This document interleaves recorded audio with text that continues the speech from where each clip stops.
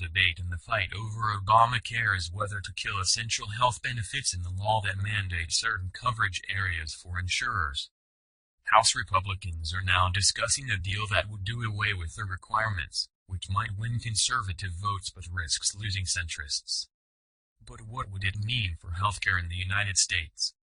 The essential health benefits mandate included in Obamacare was intended to require insurance companies to provide coverage in 10 areas, including mental health, pediatric dental and vision care, maternity care, and prescription drugs. The idea behind the move was to prevent insurers from offering skimpy plans that would leave people on the hook for thousands of dollars in costs if their plan doesn't cover certain services. Republicans argue the requirements drive up premium costs by preventing insurers from offering less generous plans. They say consumers should be allowed to pick cheaper plans and that a single man, for example, has little need for maternity coverage. Getting rid of the essential health benefits would almost certainly lower premium costs, though it could also leave many consumers holding health insurance that might not cover various maladies. Larry Levitt, a healthcare policy analyst at the Kaiser Family Foundation, wrote on Twitter Wednesday night that without the essential benefits, premiums would come down.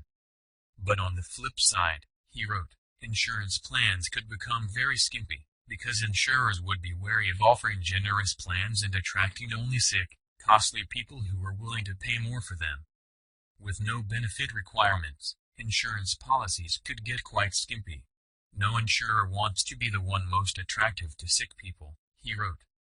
With no required benefits, some, like mental health or maternity, would be very expensive because only people who need them would buy them, he added. There is little doubt that the requirements have led insurers to offer broader plans. Jean Lambrou, one of the White House architects of Obamacare, earlier this year pointed to a Department of Health and Human Services report from 2011 that showed how plans have changed.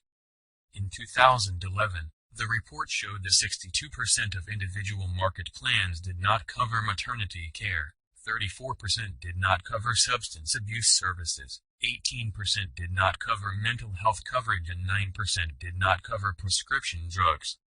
It's not clear if the repeal of the essential health benefits would be enough to put the bill over the top. Some House Freedom Caucus members say it's not enough and that they also want to repeal other insurance regulations that can be found in Title I of Obamacare. Those include the ban on discrimination against people with pre-existing conditions, a limit on out-of-pocket costs and a ban on lifetime limits on insurance coverage. Democrats also warned that repeal of the essential health benefits will never be allowed under Senate rules governing the reconciliation procedure Republicans are using to avoid a filibuster.